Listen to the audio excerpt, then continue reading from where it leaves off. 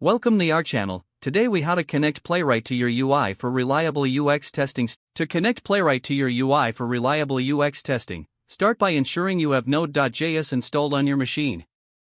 Next, create a new directory for your Playwright project. Navigate to that directory using your terminal or command prompt. Run the command npm init to initialize a new Node.js project. Install Playwright by running npm install Playwright. Once installed, create a new JavaScript file, for example, test.js. Open the test.js file in your preferred code editor.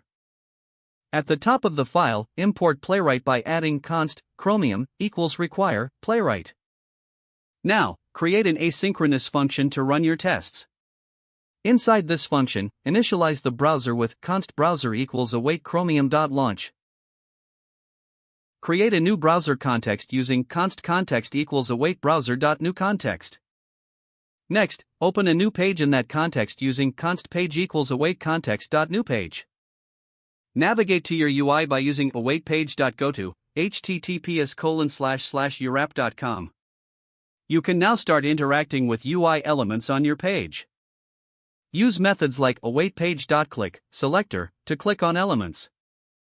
To fill out forms, use awaitPage.fill input selector value. Add assertions to check if the UI behaves as expected.